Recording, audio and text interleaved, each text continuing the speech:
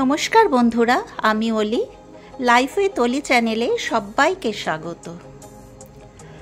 আমার আজকের রেসিপি ধাবা স্টাইলে এগ তরকা। আসুন দেখে নেওয়া যাক আমি ধাবা স্টাইলে এগ তরকা কিভাবে বানাই। সবারই বানানোর ধরন আলাদা, আপনারা কে কিভাবে বানান সেটা আমাকে অতি অবশ্যই একটা কমেন্ট করে বলতে ভুলবেন না।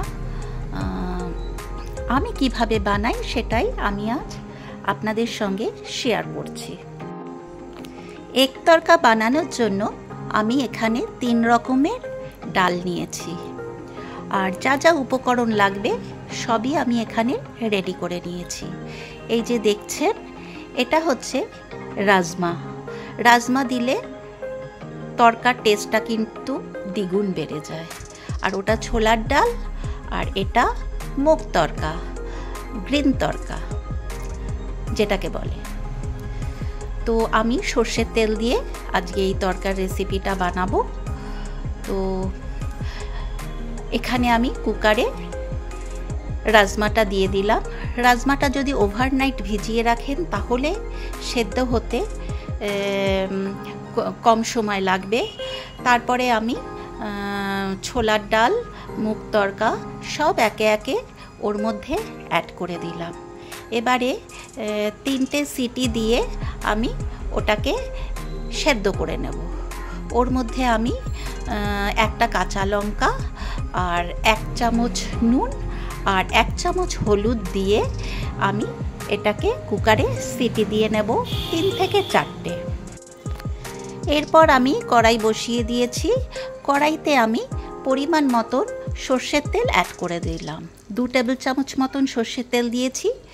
2টো তেজপাতা ফোড়নে, 2টো শুকনো লঙ্কা আর গোটা গরম মশলা কয়েকটা। তার মধ্যে আছে 2টো এলাচ, 1টা দারচিনি, 2টো লবঙ্গ। ফোড়নটা খানিকক্ষণ 15 থেকে 20 সেকেন্ড আমি একটু ফ্রাই করে নেব। বেশ সুন্দর একটা ফ্লেভার বেরিয়েছে। ওতে আমি 1খানা আলু ছোট ছোট টুকরো করে কেটে রেখেছিলাম। তাতে নুন আর হলুদ দিয়ে আমি আলুটাকে প্রথমে ফ্রাই করে নেব। আপনাদের যদি অপছন্দের হয় আলু, তাহলে আপনারা আলুটা স্কিপ করতে পারেন। আমার বাড়িতে সব কিছুতেই একটু হলেও আলু দিতে হয়, সেই কারণেই আমি আলু দিয়ে করলাম। এরপর আলুটাকে ফাঁকা করে মাঝখানে তেলের মধ্যে আমি 4-5 কোয়া রসুন থেতো করে অ্যাড করে দিলাম। এরপর 1খানা পেঁয়াজ কুচি করে কেটে সেটাকেও অ্যাড করে আবারও খুব ভালো করে মিশিয়ে নাড়াচাড়া করলাম। আর হাফ টমেটো কুচি ওর মধ্যে আমি টুকরো টুকরো করে কেটে অ্যাড করে দিলাম। সমস্ত মশলা একসাথে আবারও নাড়াচাড়া করে মিনিট 3-4 সময় ধরে ওটাকে কষে নিচ্ছি। এরপর আমি ওর মধ্যে 1 চামচ আদা বাটা অ্যাড করে দিলাম। আবারও ওটাকে খুব ভালো করে কষে নেব যতক্ষণ পর্যন্ত না মশলার কাঁচা গন্ধ চলে যাচ্ছে। এরপর আমি ওতে একে একে গুঁড়ো মশলা অ্যাড করব। 1 চামচ জিরের গুঁড়ো আর 1 চামচ ধনের গুঁড়ো অ্যাড করে দিলাম। আর ঝাল লঙ্কার গুঁড়ো 1 চামচ অ্যাড করলাম।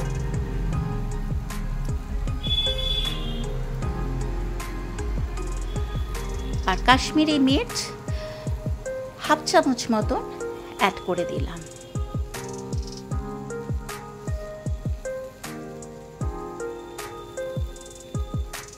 আর এটা হচ্ছে তড়কা মশলা। তড়কা মশলাটাও আমি 1 চামচ মতন অ্যাড করে দিলাম।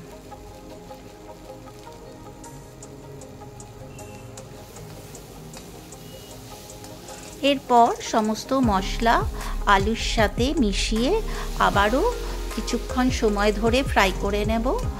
আর ওতে আমি একটু অল্প করে জল দিয়ে দিলাম যাতে মশলাগুলো পুড়ে না যায়।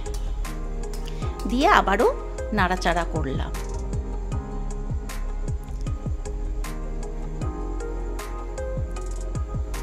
এরপর আমি কসুরি মেথি সেটাকেও হাতে একটু গুঁড়ো করে ওর মধ্যে অ্যাড করে দিলাম, দিয়ে ওটাও ওর সঙ্গে একসঙ্গে ভালো করে কষে নেব।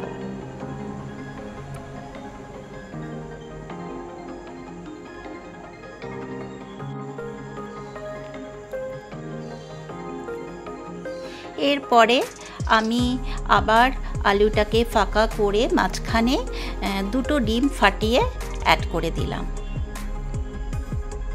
তোমরা আলাদা ডিমের অমলেট করেও এতে অ্যাড করতে পারো, কিন্তু আমি এইভাবে করি।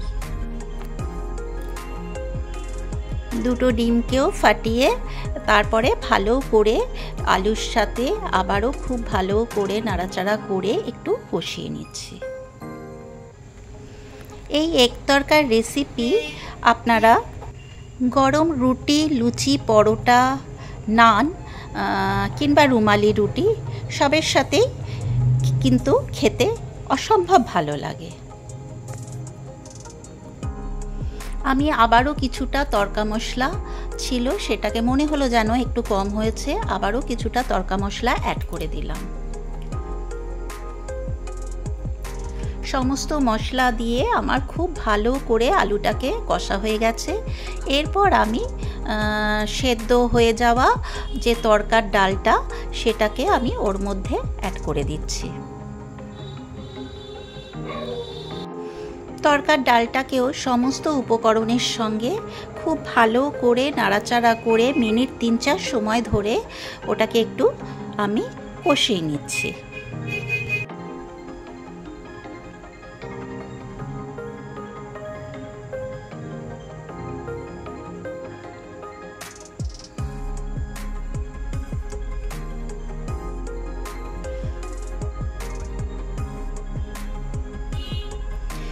এই যে দেখো খুব ভালো করে আমার ডালটা কষা হয়ে গেছে। এরপর আমি ওতে 2 চামচ চিনি অ্যাড করে দিলাম, আর 2-3টে কাঁচা পাকা লঙ্কাও অ্যাড করে দিলাম।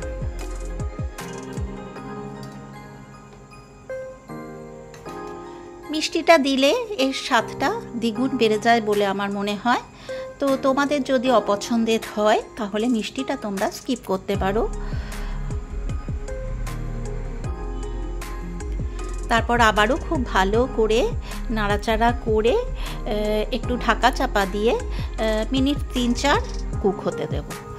অপর দিকে একটা ফ্রাই প্যানে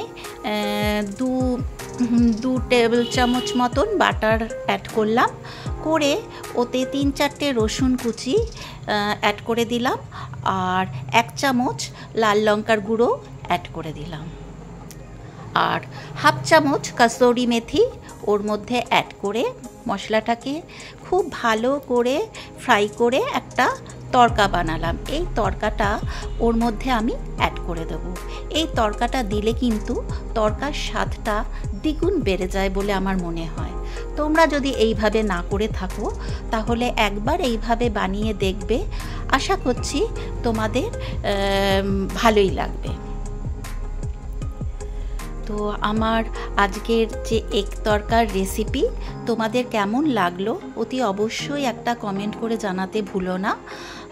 তো এই যে আমার এগ তরকার ফাইনাল লুক কেমন হয়েছে আমাকে জানিও।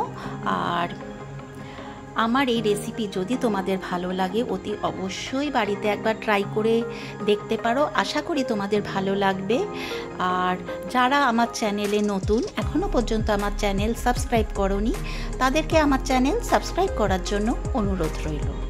তাহলে আজ এই পর্যন্ত, এরপর আমি হাজির হব অন্য কোনো দিন অন্য কোনো নতুন রেসিপি নিয়ে। আপনারা সবাই সুস্থ ও ভালো থাকবেন। ধন্যবাদ।